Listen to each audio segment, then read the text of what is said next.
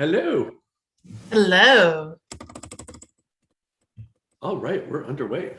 How are you? Good. How are you doing? I'm great. I'm excited. Thank you, everyone who's joining us here for this conversation. Looking forward to it. Yes, thank you. Thank you all for joining us. So we're here today with our brown bag with our guest conductor slash also our artistic director, Jeff Robson. Um, right. I know you're our artistic director, but I guess in this case you are a guest conductor for the week as well. I'm so excited about this week. Like, so yes, and I'm sure you are too. When did we plan this week? This was one of our rescheduled concerts. So we Mhm. were supposed to do this concert approximately a year ago. Uh-huh. And fortuitously, everything came together to reschedule it to this season. And now we're coming off another bit of a delay, although not nearly as long this time. And so it's going to just be amazing to get back on stage. And of course, with a world-class talent like Gil Shaham and this incredible orchestra, it's going to be a great weekend. Yeah, I'm so excited. So, Jeff, why don't we get started by just tell us a little bit more about you? Like, what drew you to conducting? How did you get to be here? Yeah, so most people probably know my background is as a violinist. That's what I studied in college and in graduate school, and then pursued graduate studies in conducting. Conducting was something I was always kind of intrigued by. I had a piano teacher when I was very young who told my parents that she thought I was going to be a conductor one day. And so I think that kind of maybe planted a little bit of a kernel, but from middle school on, I loved symphonic music. I loved playing an orchestra, and being someone who was involved in absolutely everything as a high school student. In public high school, I was in band, I was in orchestra, I was in choir, I did theater, all of these things. I got a few opportunities to conduct actually, and led some marching band sectionals, and I got to conduct my high school chorale in an arrangement that I did of an Irish folk song at our graduation. And so I kind of took that to college and talked my way into our conductor's graduate conducting seminar when I was an undergrad, and kind of always pursued it as an interest on the side. And then by the time I got to graduate school, I kind of started getting chances to actually conduct. And so it was really by way of opportunities that I started conducting more and more, and then started to get some formal training, and ended up in a graduate program for conducting, and found out about this position here at the Arkansas Symphony, which at that time was an associate conductor position and a full-time violin job. And I was like, this is perfect, I'm going to go for it. And so that was in late 2008 when I got here. So I can't believe that this progression this has gone, but my position here has evolved, as you know, into what it is today as artistic director and the primary conductor. And so here we are. But my first ever professional conducting engagement was when I was in grad school. I was assistant concertmaster of the Waterbury Symphony in Connecticut, and we had a Nutcracker rehearsal that the conductor didn't show up for. And so I told the contractor that I could conduct the rehearsal, and so I did. And so that was the first time I ever conducted professionally.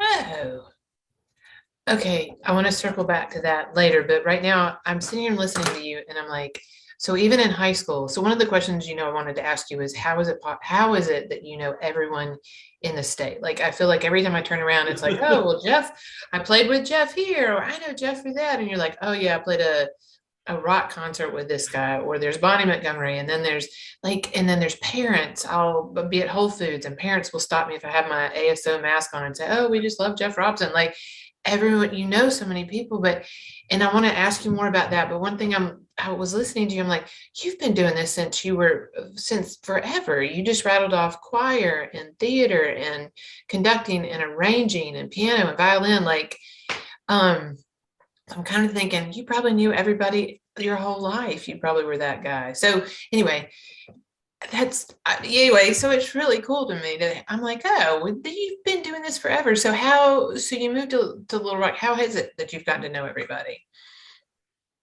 Largely through music, and just like you just mentioned it, when I was younger too. I mean, it really was through musical activities, I think, that I found my kind of ability to connect and make friends with people, and then learn to work with them. And I think that I've always been interested in a wide variety of genres of music, and so I was always someone who could apply what I could always apply my formal classical training to other styles of music, and that's been really helpful to me to develop as a musician. But it's also been useful for people who are looking to bring someone in who can kind of figure out their own role in a musical project, if that makes sense.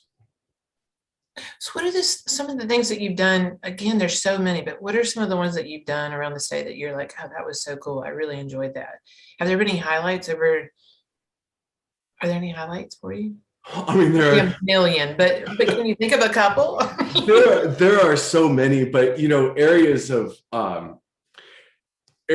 work that people don't see me do regularly that I really enjoy and that I feel like is something I'm good at is actually working in the studio. I love work as a session musician. I like arranging music for those, and I have so there's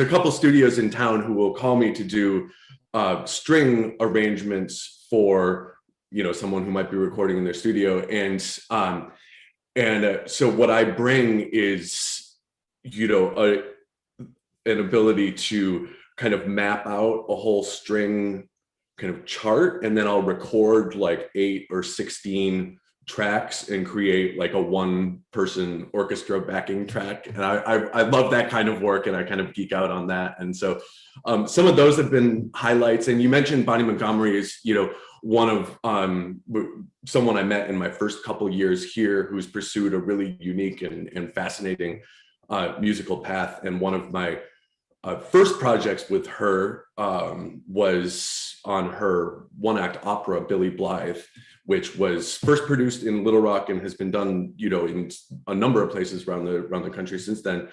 And that, it's always been a highlight working with her. And I've learned so much about, I've learned so much about country music and different Western styles and differences between them that I never knew before I moved here. So that's certainly been a highlight as well. But beyond that, people who know me well know that I have a deep love of playing chamber music as well.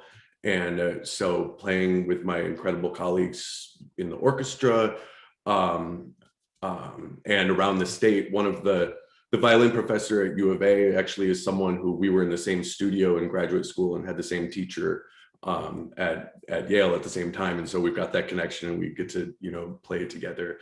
And then of course there's the memorable concerts with the, with the orchestra, of which I couldn't even begin to recount how many of those there are, because it's been amazing. Right. I was thinking about with the, now you were a youth orchestra conductor for a number of years. Did you conduct the Midori concert? I conducted, I did not conduct the Midori concert with the symphony, but I conducted. Yeah, but I meant with the youth orchestra. Yes. And that was, she's such an incredibly special person, and she was so dedicated to the project as she is her education projects. And so we had a couple very memorable evenings, after rehearsals, late at night at Burn Hall, just drinking tea and talking about music. And we went to Children's Hospital together and played. That was a highlight. We played, so she came with her assistant, who's a fabulous violinist who I also knew from graduate school, and I got to play a couple movements of Dvorak Terzetto with her and him, and at Children's Hospital, and then over at Episcopal School too. And that was a memorable week for sure. Oh wow, yeah. Oh my gosh, that sounds so cool. And then was it that inspired you to decide that we needed to have more residencies? It really was.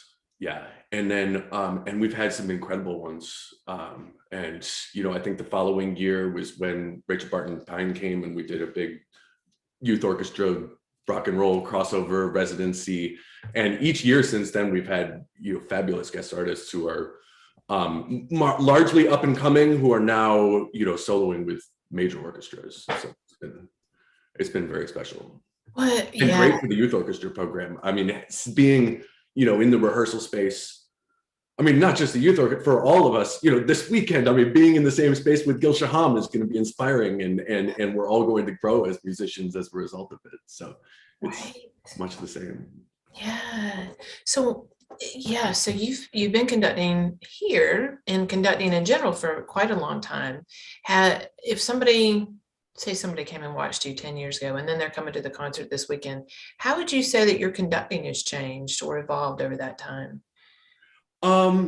So watching a performance, I think that, with practice and thought and awareness and repetition, certainly I think the actual gestures of conducting are more effective and more refined and more controlled.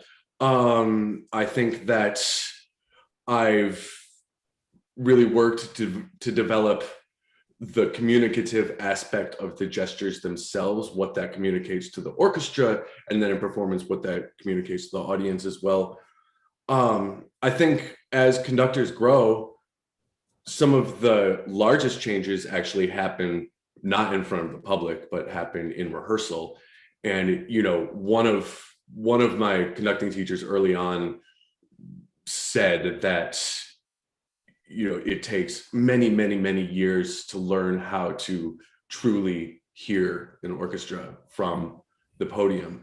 And I've sort of analyzed that thought a lot over the years. And it's, I think, one of the great challenges in conducting is separating what you're hearing in your mind from what's actually coming at you from the stage. And they're kind of two competing sets of excellent music, right? And so it's trying and learning how to be objective about what you're hearing versus what you want to hear in real time is one of the lifelong challenges of conducting, I think. And then, I've really, really worked over the years to develop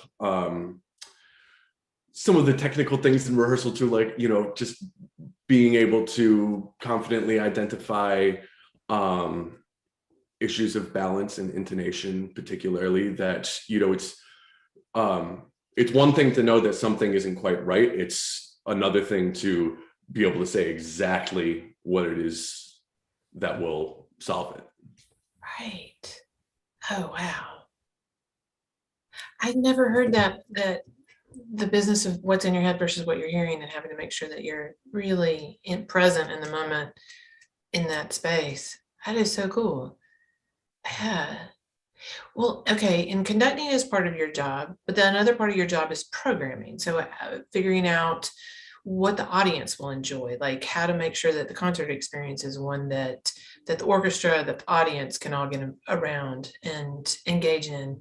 So I have two questions. One, there's about this weekend. So what were you thinking when you programmed this weekend? And then another one will be how you program a whole season. So let's start with this weekend, because this weekend will be awesome.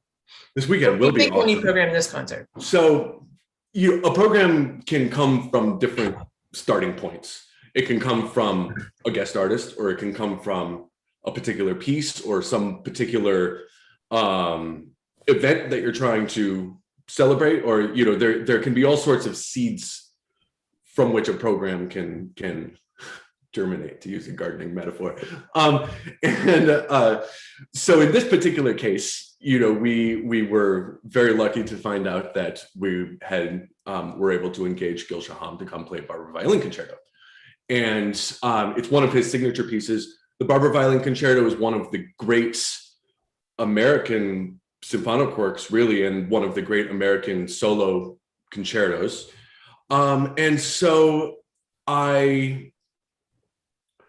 in thinking of what to pair with it, I was immediately drawn to his contemporaries, American contemporaries. And it just so happens that we are dedicating a lot of time and well worth it, dedicating a lot of time and resources to learning about the music of one of Barber's contemporaries, Florence Price, Little Rock native. And so it was really wanting to explore that relationship between contemporaries who were, both very successful in the 1930s, and then whose legacies, were treated very differently from each other over the next 75 years, and kind of trying to bring them back together now that Florence Price is finally being recognized as one of the great American composers. And and I discovered that this pairing of music really works very, very well. And so then, to add to that, I knew that on the second half, we needed to do something big to follow Gil Shaham and playing Barber Concerto. And I settled on Tchaikovsky's Fifth Symphony because something that the three of those composers all have in common is they're great composers of beautiful melodies. Florence Price, of course, great composer of vocal music as well as orchestral music. Same with Samuel Barber. Both those pieces are full of beautiful melodies. And of course, Tchaikovsky is probably best known for his ability to write melodies that seem like they will never end. And so that was really what kind of drew it together. And then in preparing this program, I've really found that they go better together than I ever even thought. I find, interestingly, Florence Price's use of harmony to be much more similar to Tchaikovsky's than to Barber's. And the way she, I could go into a theory lecture here now, and I'm going to try to stop myself. But the short of it is that I've, found that I think this is a very cohesive program that the audience is going to really enjoy. That's great. That's great. So we're getting ready to announce next year's season, and I know that you did a lot of the programming for this year's season. What are some of the things that you think about with the programming for a whole season for Arkansas Symphony? There are many things to think about. There are artistic things, there are practical things, there are personnel things, there are organizational things, lots of factors to consider. I think that you start a season's programming with a list of objectives, knowing that you can't play everything every year. So then you prioritize some of the objectives, and I look at lists of music that we've played recently, looking for things that are missing that we need to bring back to our repertoire and to our audience. I always look at what's new out there as well. What's something new and exciting that we can bring to our audience that no one has heard before, either ever, in the case of a premiere, or in Arkansas, perhaps, in the case of so many works by living composers, because there are so many great composers. And then you kind of start, and I think of it, so I have been asked this question before, and I've thought of this analogy. Growing up, and even still, I was always a huge fan of the comic strip Calvin and Hobbes. And I think there's a Calvin and Hobbes strip for every situation in life. But in one of his final books, Bill Watterson, the author of cartoonist, he was answering a similar question about how he gets ideas for comic strips and what's funny. And he said, truthfully, I sit at my desk with a blank sheet of paper and stare off into a space in an act that looks to an ordinary layperson very much like goofing off. Always stuck with me for, and it's a bit like that. But what usually happens is you quickly have a couple ideas like, I think we need to do this piece this season. And I know that we're going to have this guest artist this season. And you start with sort of a skeleton of like necessities, and then play around with things like pieces of a puzzle, really add new pieces, all the while you're just listening to things constantly. And so just the listening itself makes programming quite a time-consuming process. And then once you have some ideas and some programs, you look at the instrumentations, and what that means is who plays on every piece. Because there's a symphony orchestra on stage, right? But the truth of it is that every single piece of music for symphony orchestra has a specific instrumentation, as in who's required to play on it by the composer. And there's a wide range in sizes of orchestras that you put up there. And so that has all sorts of ramifications, with making sure that you're getting your contracted musicians enough work, to making sure that you don't explode the budget and you find somewhere right in the middle.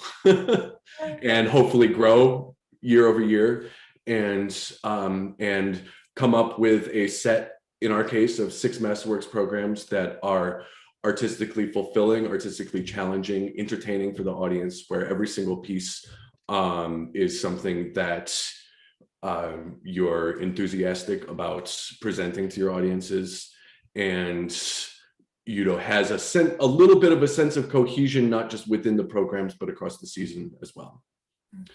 And with a varied set of guest artists, world-class soloists who will come in and treat our audiences and our orchestra to their virtuosic talents. Oh, thank you. There was a comment on Facebook that I just need to read, and then I'll ask you another question. But here was a comment on Facebook from Tom Ray. He said his son is the one that you visited with Midori at Arkansas Children, and he said thanks again, and he's in vet school now at Missouri. That's so great to hear. Yeah. So say hi to John for me. That's great. And so I'm thinking about your approach to programming, then I'm also thinking about your background and interest in all kinds of different kinds of music. And I appreciate, in my head, I'm like, that's why you were able to pivot so well. So you mostly, but spent a lot of time during COVID pivoting, having plan A, B, C, D, and E on the board.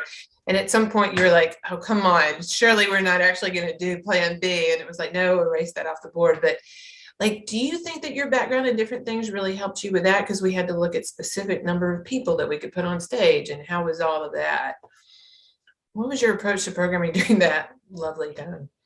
I tried to, first of all, like, grab onto and capture the opportunities that presented themselves in the very kind of limited scale that we were going to be able to do. So,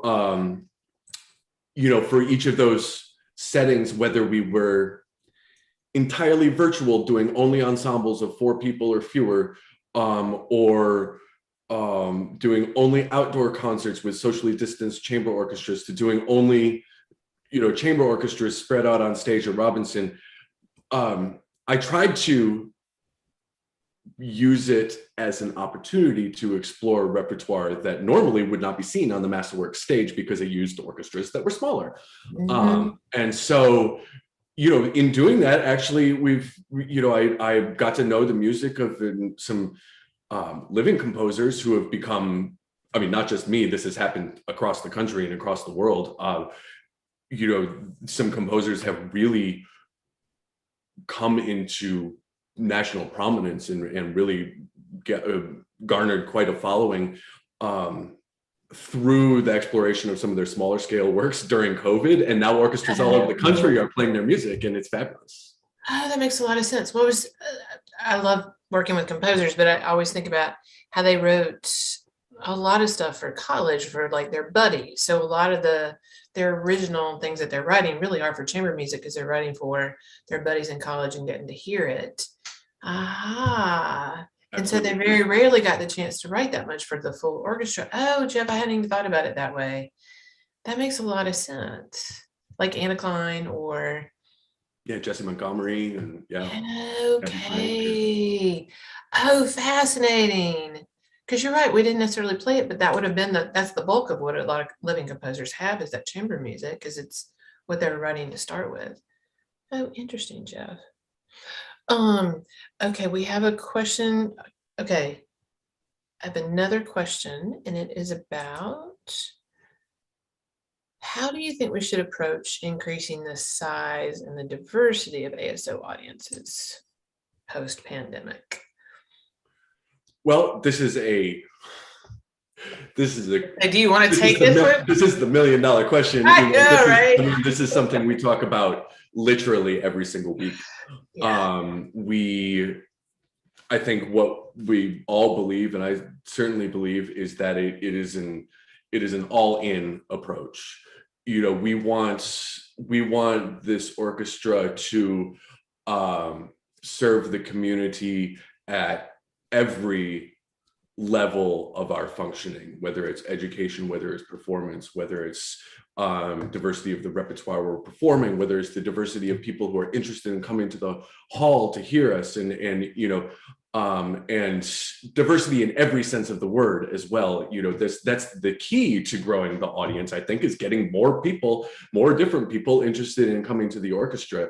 So I think that there are, we're still, as you know, we're still learning the path forward in terms of exploring all of the different avenues, but certainly performing works that are relevant to the community, that are great symphonic works that also have some sort of relevance to either events or direct ties to our community, like in the case of Florence Price, is important.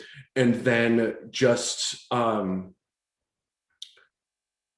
kind of like I said, I mean, I think engaging the community at every level, we do that to an extent with our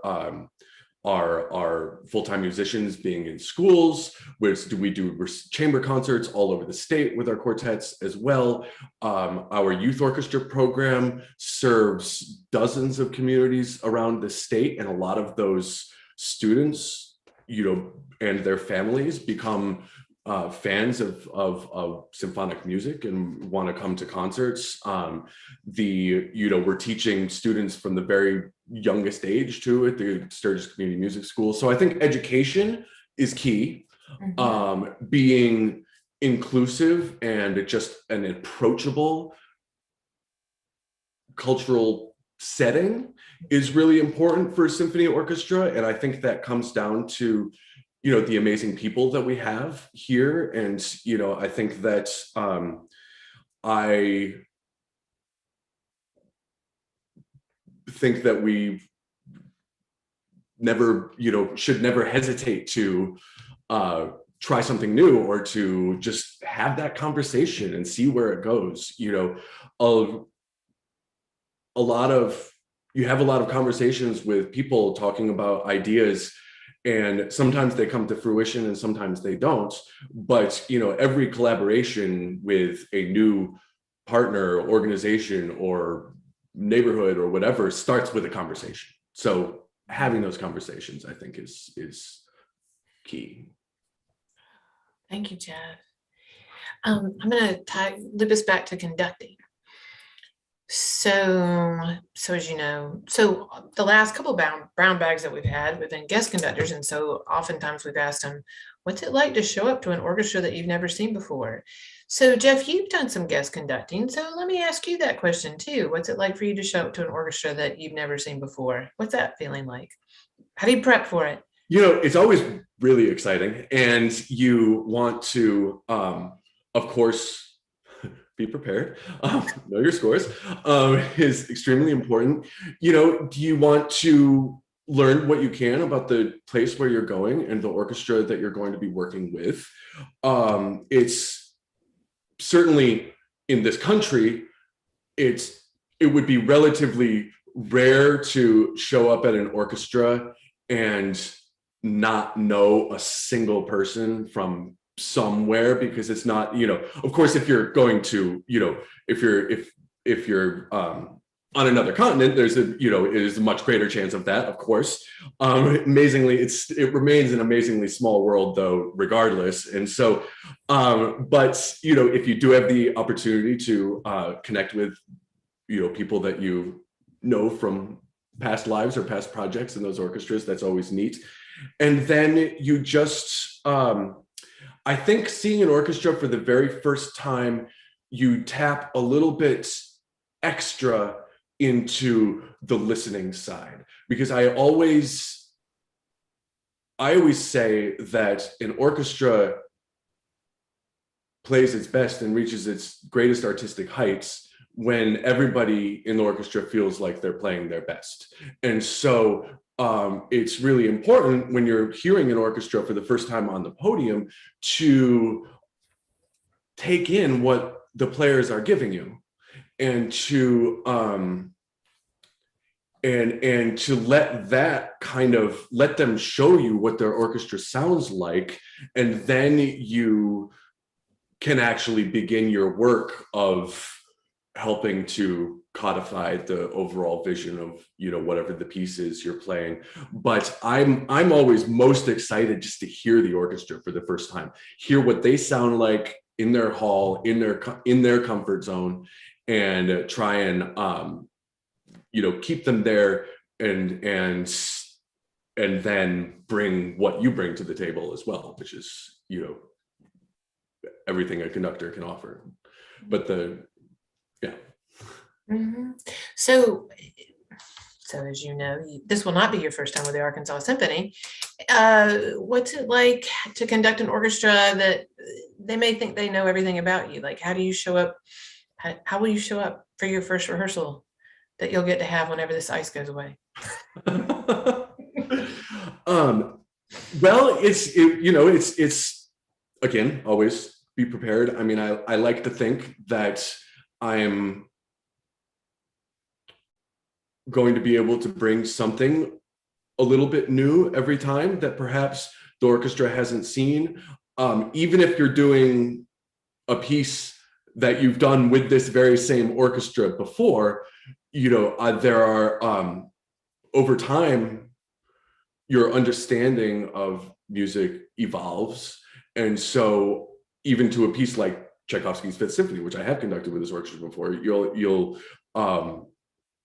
I have a very different kind of much more complete understanding of the work, I think, because it was a long time ago, and and I've done a lot more score study, and more effective training, I guess. And so it will change. I mean, I think that getting in front of the orchestra that knows you well has great advantages, because you're starting from a place where there are certain things you understand about each other. But I think it also, just that simple fact, comes with its challenges, because you never want to take each other for granted. And so I'm always challenging myself to hear better, so that I can offer more constructive comments to the orchestra in rehearsal, and to just keep demonstrating that kind of evolution as we all continue to grow artistically. Right.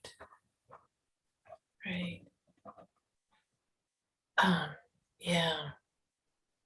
Sorry, you never want to take each other for granted, or everything's best when the ideal is the better concert comes when everyone feels like they're playing their best. Anyway, it's just neat to hear your perspective and your philosophy of how concerts get put together, and how we create an exciting opportunity for all of us in the audience to get to hear too. And your point about evolve, I was like, oh yeah, I forgot that. That's one of the beauties of art and music, is that it is always that you're bringing your different self to it each time. Like, you're not the same as you were the first time. I'm not the same as I heard Tchaikovsky 5 the first time. And so, yeah, obviously as a conductor, you would not be the same person as you were 7 years ago, you'll look at it a different way and you'll see it in different eyes. And so will the musicians.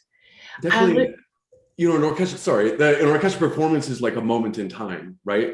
That's why we love live music, because it's happening and then it's gone, and then it can happen again, but it's never going to be quite the same. Even if you listen to a recording of that same performance in a different space, you're going to experience it differently. And so it's very much a ever evolving thing.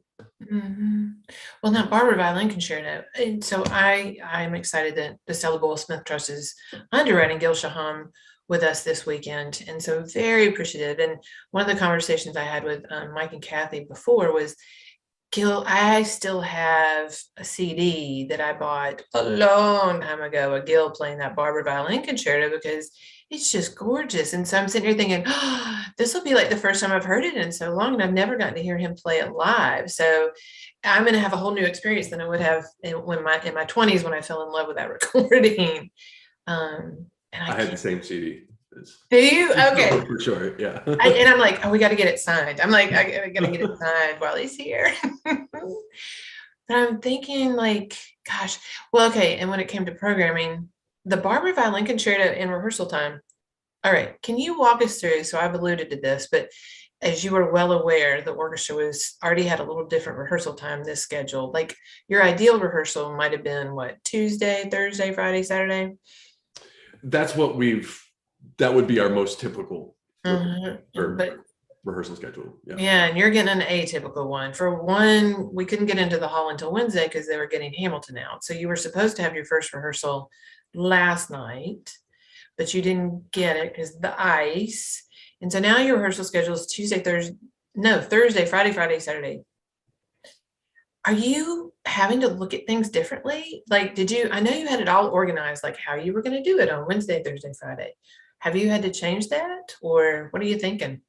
When we finally made the call yesterday, which was sometimes it's a no-brainer with these weather issues, and this was just a really weird one, and so it took a lot of communication for us to really determine that there were a significant number of people who wouldn't be able to make it. So we finally made the call and to go to a double rehearsal on Friday, and that changes a few things, because that means you're playing for 6 hours late into the evening on Friday, then starting relatively early in the afternoon on Saturday, and then you have to play a concert. So I have reworked the orders that we're going to rehearse things in just a little bit, and definitely will be listening very carefully and paying attention to our players, considering endurance and that sort of thing, in a very close way, and making sure that we're as fresh as possible for the Saturday concerts.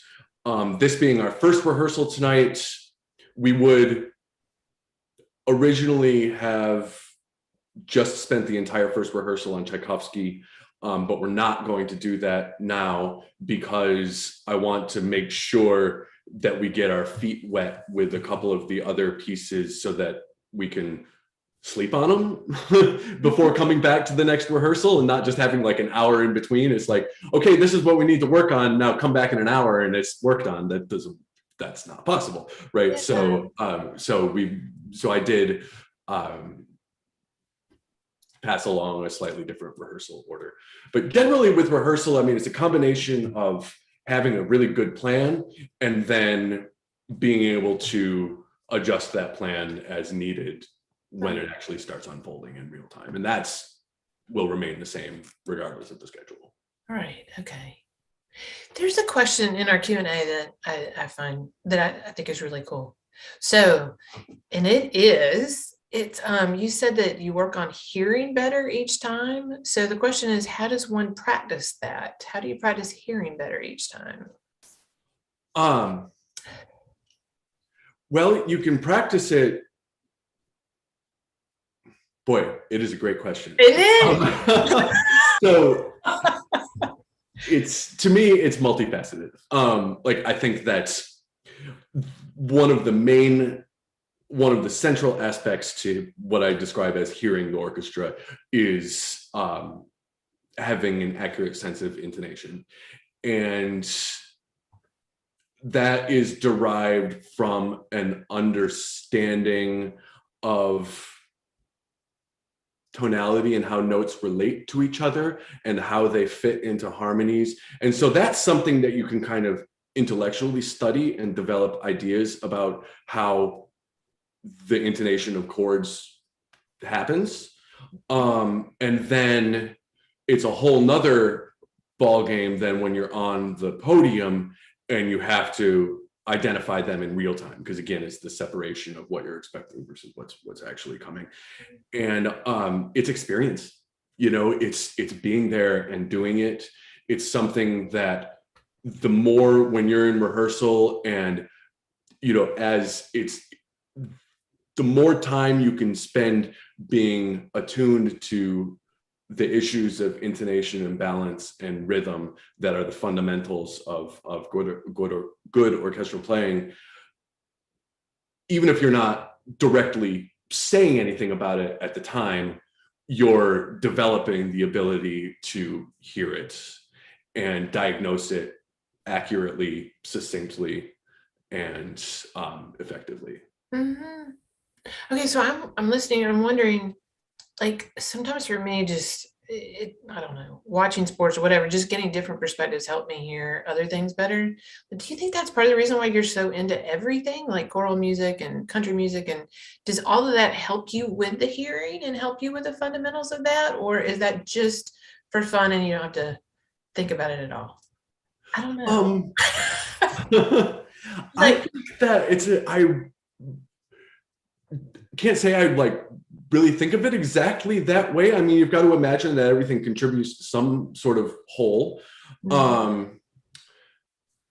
As long as it's not contributing to hearing loss, which is Yeah, there's that. which is something you have to, as a musician, you have to take very seriously, obviously. But I think that yes, for sure. I think that things I've heard in various types of folk music,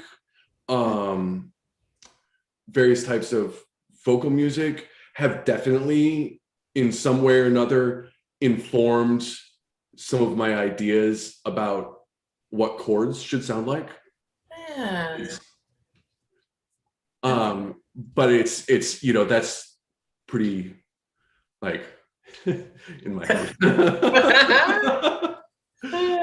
But for example, this like we have the 12 notes of our chromatic scale, which form the foundation of all Western music, jazz music, American popular music, almost everything that we're familiar with on a day-to-day basis. Mhm. And then there's the so-called blue note, which is a note that's that evolved from the blues styles, is prevalent in all sorts of different styles of music.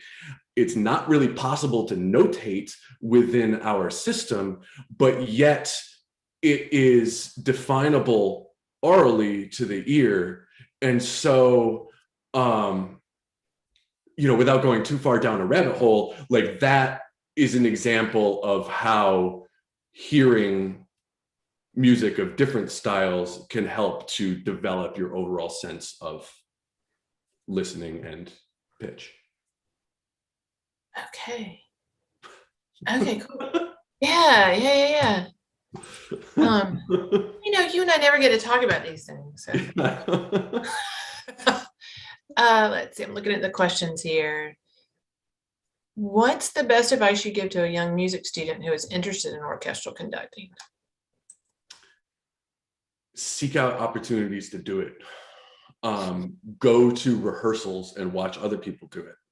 Go to concerts and just listen. Get some scores and start learning the details of what is actually contained in an orchestral score. I've on and off had some conducting students in recent years, and we'll spend part of a lesson waving our arms for sure, gaining awareness of just the physicality of it and how to, understand. It's amazing how disconnected from our movements and our bodies we are by nature, and like where we try to, we have to we have to cultivate a sense of awareness of our physical movements, certainly in conducting, but also you need to understand how each different instrument functions, like what works on the flute, like what is the range of the oboe, why there are typically 3 trombone parts in a symphony, how to transpose in a way that the French horns and the trumpets do all the time. Of course, you go to music school and they make you learn tenor clef and alto clef and soprano clef and all these transpositions, and you're like, but for a conductor, that's your bread and butter. So like this, the if you can get on that, that's really really helpful. So that's my advice. Okay. All right. Let's see. Listen to a lot, get to know, like understand your styles of music, really be able to coherently explain what the difference is between, in a couple sentences, what's the difference between Baroque style and classical style and romantic style, modern, minimalist, postmodern, get to know music. Mm-hmm. Okay, that's a good one for this next question. Jeff seems to become a champion of Florence Price. Has he learned anything about her or her music that is surprising or interesting to share? I'm still very much a student of her music and her life. I'm by no means an expert or scholar in her life and music. There are others, and I would not profess to be on a par with them. But that being said, it's been a fascinating journey over the last few years to get to know. I think that one of the most fascinating things about her career that wasn't initially part of the narrative that I was aware of is that her career in the 1930s, Chicago Renaissance and all that, there was so much going on in the African-American cultural community, and she was living in Chicago, but she was a star. She was, yes, she had her music performed by the Chicago Symphony, but it was also performed at, huge expositions, and of course when Marian Anderson sang her one of her arrangements on the steps of the Lincoln Memorial that brought her to national prominence. She came back to Little Rock at one point to give a recital at what was then the brand new Dunbar High School, and she was a celebrity, and so I think learning about the successes of her career has been really inspiring, and then of course we know that her, after she died too young, and due to really the negligence of orchestras that select music, her music was relatively systemically ignored until just recently, and it's amazing that that we're, it's poignant but also inspiring that we're able to have these moments now where we get to know her music. About her music specifically, I think that we're still, as an orchestra, figuring out what exactly her music sounds like. But I will say that, it's often, I hear other people, I've heard it said that her music is kind of influenced by jazz and influenced by, you know, these kind of contemporary American, contemporary to her styles. And while certainly she draws heavily for inspiration, melodic inspiration from her Southern roots and from the church and from traditional African American music, her treatment of harmony and what she does kind of on a technical level with notes is a lot more like Tchaikovsky, sort of like I said earlier, than I thought, you know, and she doesn't, like jazz harmony comes to just the actual harmony itself, like the notes, comes very much from the Western European kind of Germanic mold, whereas her treatment of harmony is more like Tchaikovsky's in that rather than like everything is 5-1, 5-1, she takes a chord and like changes one note of it. And that's, and so it's more about common tones. And so it's actually, I have a totally different understanding of her actual music than when I first started looking at it and what I thought was kind of generally understood and accepted about her music. So that's kind of a lot. Yeah, okay, I'm looking forward to hearing it this weekend. All right, we have one more quick question before we wrap up. Okay, so from Facebook, Shannon Brawley Jen just joined in with a 3 and a 4-year-old grandsons, and they want to know if you conducted when you were a little boy. I think that I don't really know, but I think that it may have been some arm waving sitting on the piano bench that led my teacher when my piano teacher first said something to my parents when I was definitely, you know, young, single digit child, that, oh, maybe Geoffrey's going to be a conductor, you know, because I think I was waving my arms at the piano. But it wasn't really until later where I started like, you know, conducting along to recordings and stuff like that, and actually envisioning being the conductor. So it was a bit of an evolution for me. It was I was as a child, I was more fascinated by the music itself than by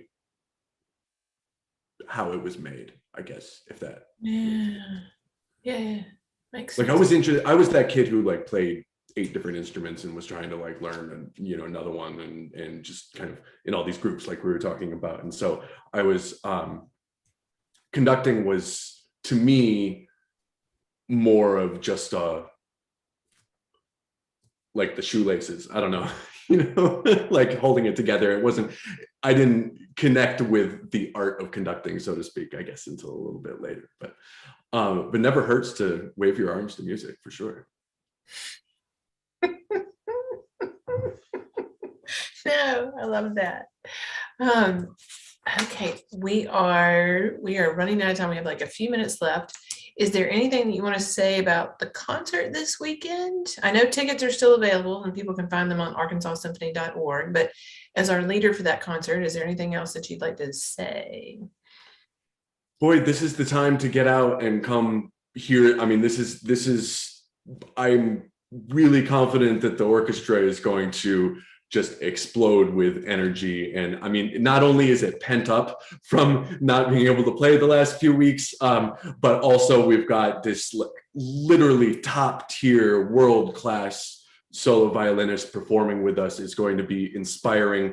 The Tchaikovsky symphony that we're playing has been a crowd and orchestra favorite from the day it was premiered. It was not, you know, it has been a staple in the repertory for the entirety of its existence for a reason. So this is a great time to, you know, get out of the house, get back to the symphony, and bring your friends, and it'll leave you wanting more. Great. Thank you so much, Jeff. Yeah, and thank you all for everyone that's joined us today. Indeed. Yeah, thanks for having me, and we'll see you all this weekend. Okay, great. Thank you all. Thank you, Jeff. All right, bye. Bye-bye.